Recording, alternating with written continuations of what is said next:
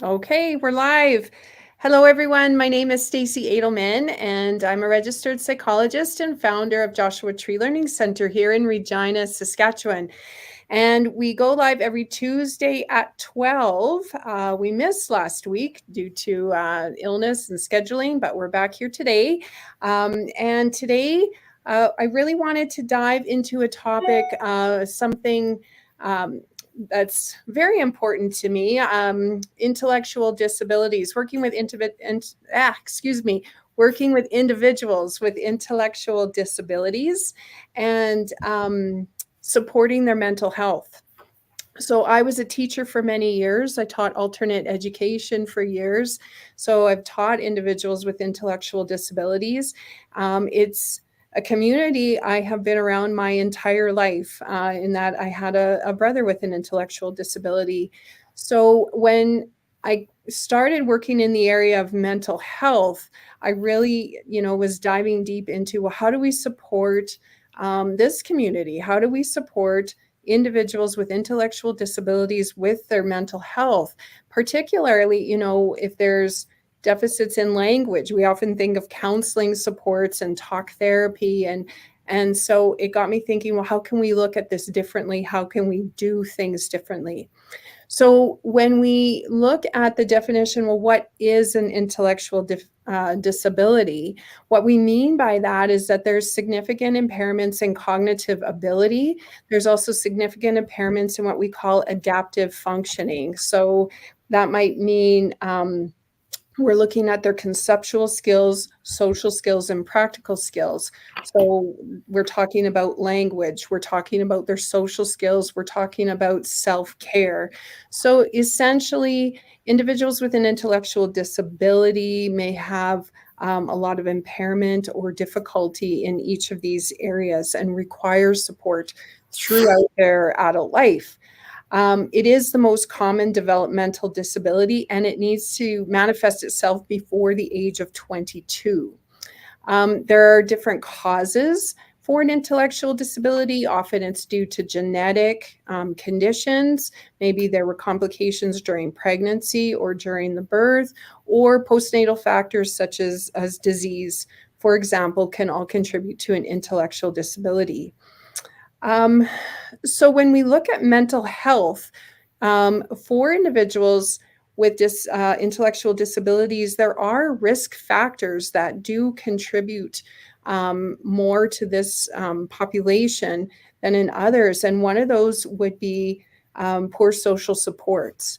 So we tend to find, there's more social supports in the younger years, and as individuals grow and get older, the gap tends to get bigger and fewer services become available. There may be more chronic health conditions, or often there's an underdiagnosis of mental health conditions with individuals with intellectual disabilities, often because we tend to see behaviors that are quickly just kind of associated with the disability and not necessarily with a mental illness that we need to be aware of and intervene with. Individuals with intellectual disabilities, like the rest of us, are dealing with stressful life events, and that does affect their mental health. And we tend to find that there's barriers to accessibility.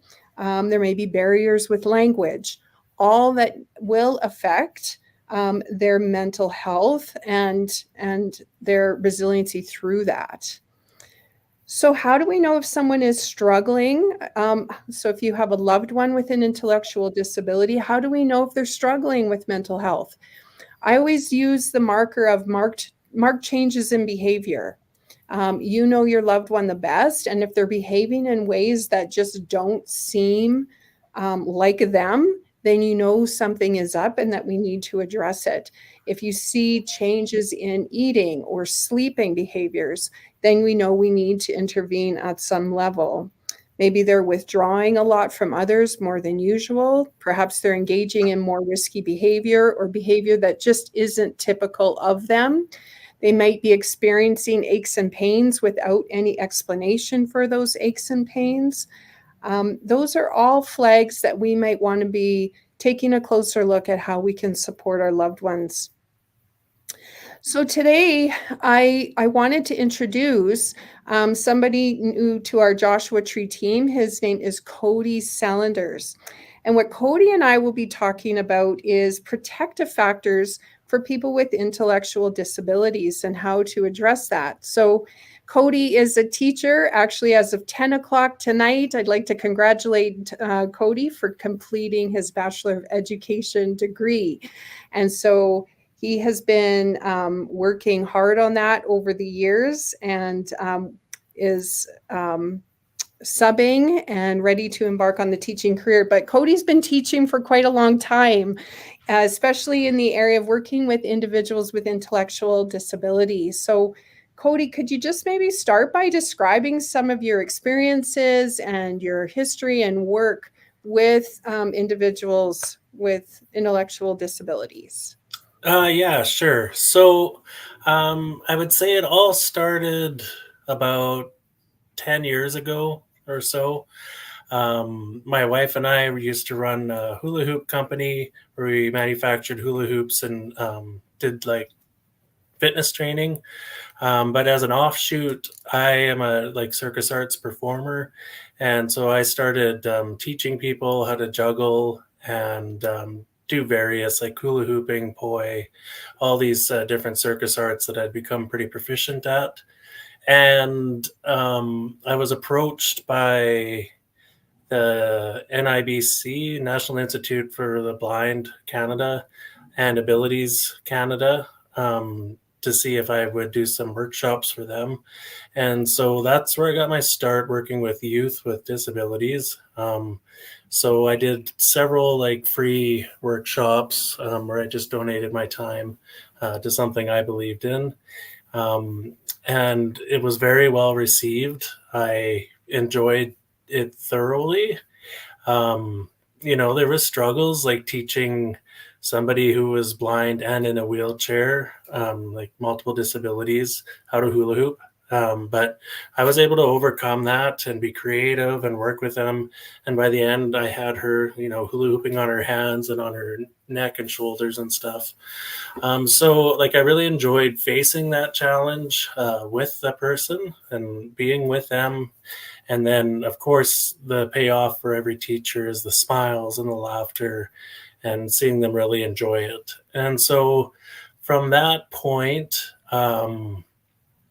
I just continued offering workshops through abilities, and eventually I landed as a sub EA, so working with children with disabilities in the public school system. And once again, I started digging through the school's gymnasium rooms, and I was able to find hula hoops and bean bags and stuff. So I just started again teaching hula hooping and juggling, and like getting them to be excited to use their bodies and be in their bodies.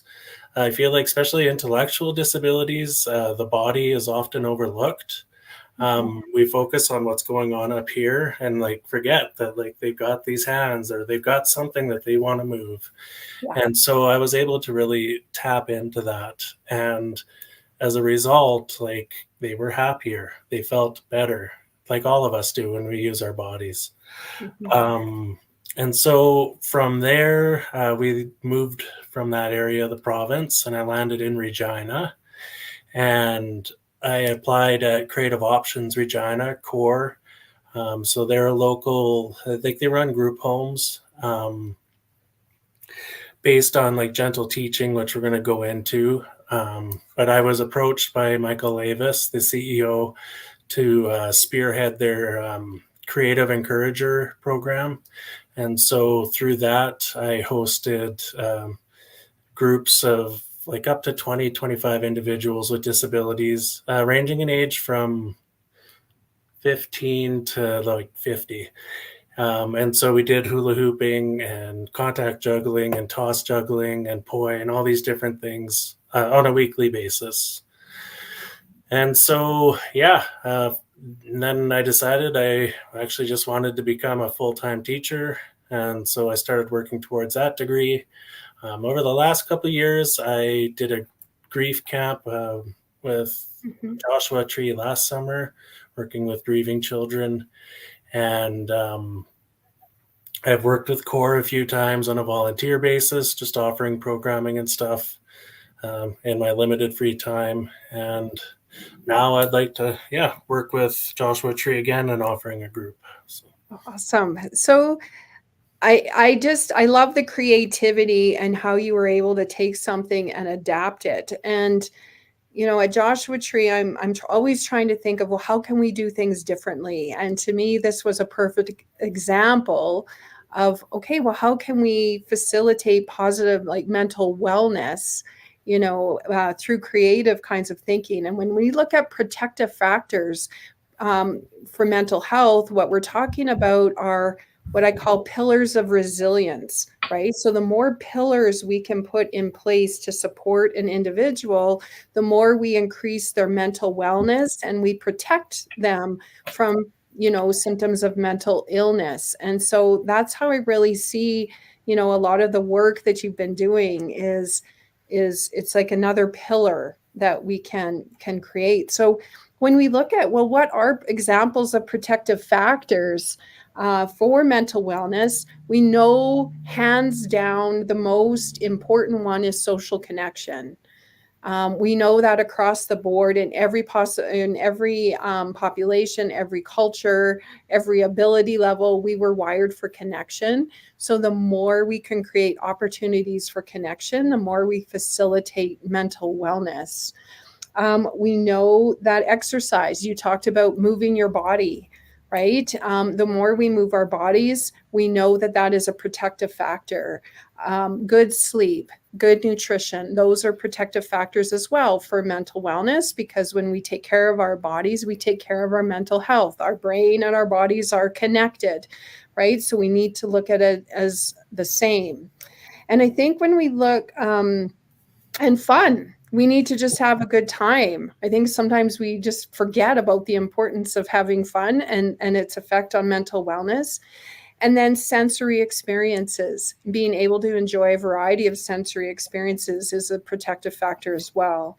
So when we look at this program and what Cody's talking about, can you talk a little bit about how hula hooping, poi, juggling, things like that can address those protective factors?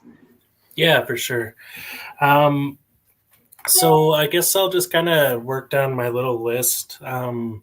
So when we're looking at things like mindfulness and sensory experience, like even in my own mental health practice, like I journal every morning. I also juggle every morning because you have to be grounded. You have to be like present in the moment to be able to juggle or to hula hoop or like any of that stuff. Because if you're kind of zoned out and not paying attention, it doesn't work. Um, Yes. I found that our brains get addicted to these patterns. We look for patterns everywhere. And so juggling is no different. It's just a pattern. And I just find it feels good in my brain. And basically everyone I've ever taught, like well over 1,000 people now, have all said the same thing. They feel like this kind of fuzzy, nice sensation in the back of their mind as they're learning. And even though that kind of dulls, it's still there, like all the time. Um, I lead by example. In my healthy living, I have type 2 diabetes and Crohn's and a couple other illnesses. And so for me, I believe in healthy eating and healthy living, not to be confused with dieting or fat phobia. I'm like fully against that. But I do believe in like eating healthy and having healthy habits, such as waking up early and journaling and going to bed at the same time. And I think all of these rhythms are what helps keeps my mental health like on in a nice top level. Where was I going to go?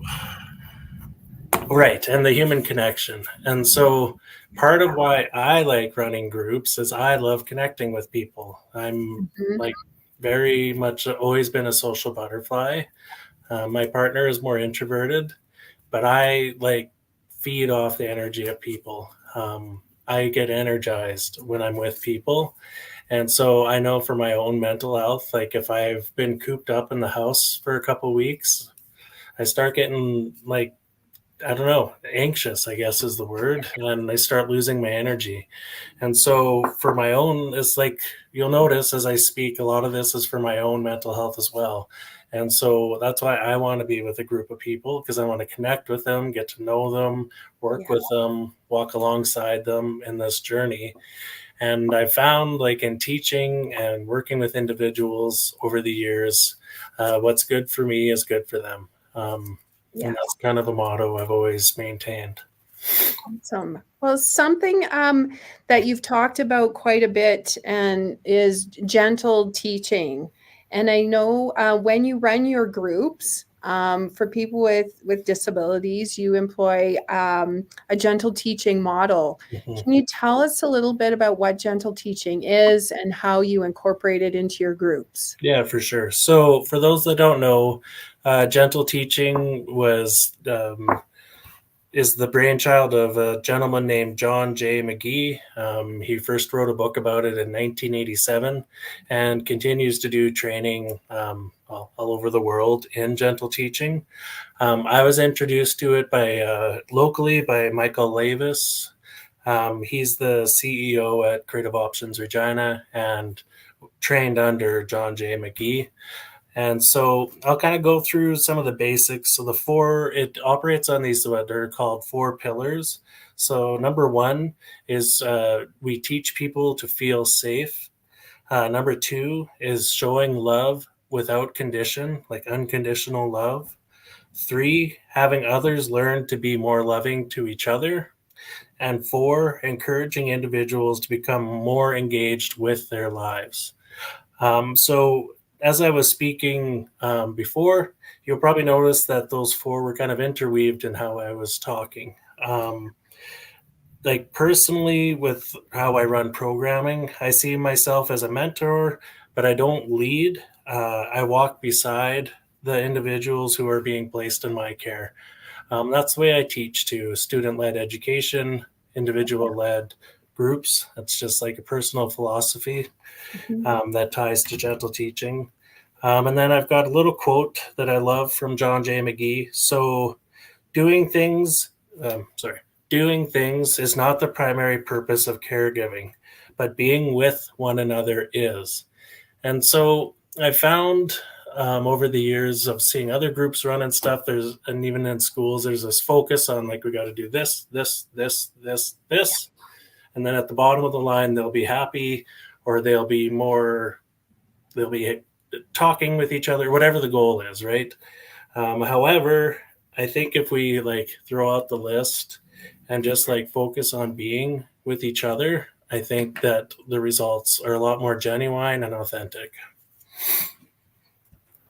I agree wholeheartedly, hands down. I love that you said that because I think there's so much of us trying to convince people to do what we want them to do instead of just being with individuals and taking their lead and walking with them. And I think that's when the best teaching moments happen is when you throw out the lesson plan and be with people. And that's what I love about your approach, Cody. And that's why I think it's so valuable and so powerful. You talked a little bit about it. I just wondering how would you use gentle teaching then to facilitate calm and focus in your group or to facilitate that mindfulness that can be a protective factor for mental wellness?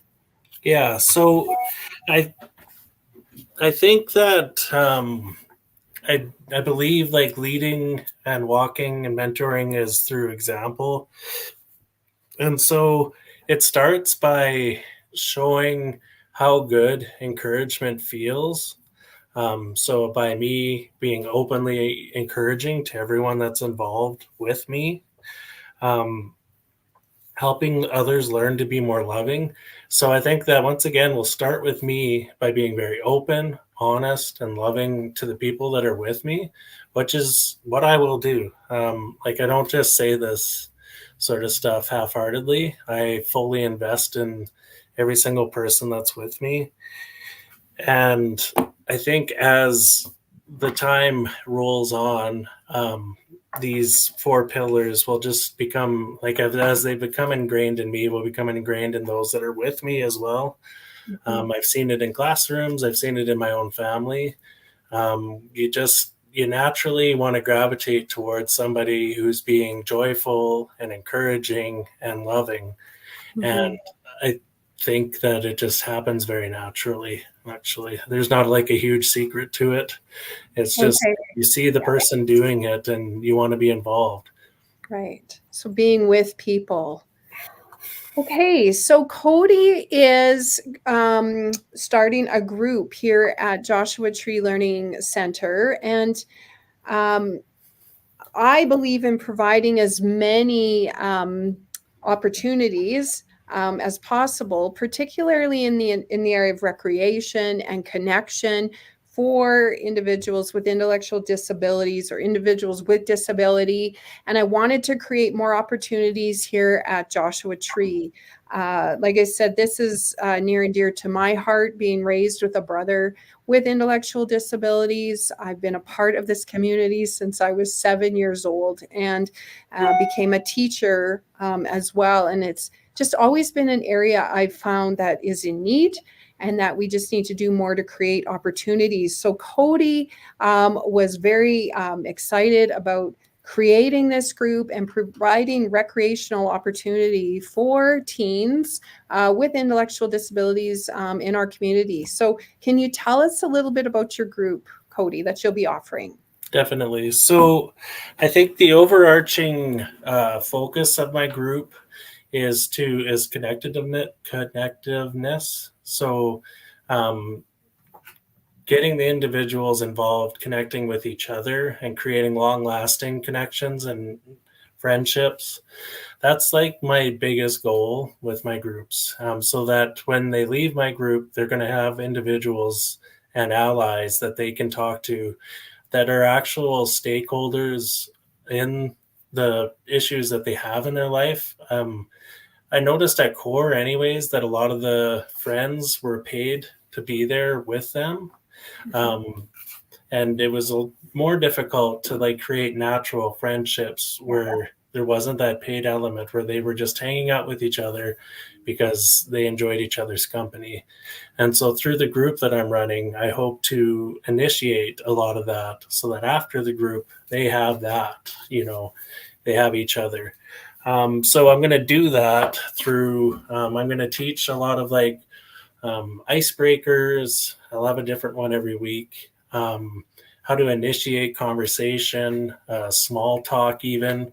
I'm an excellent small talker. My wife, much to my wife's chagrin, most of the time I'll talk to anybody, essentially anywhere.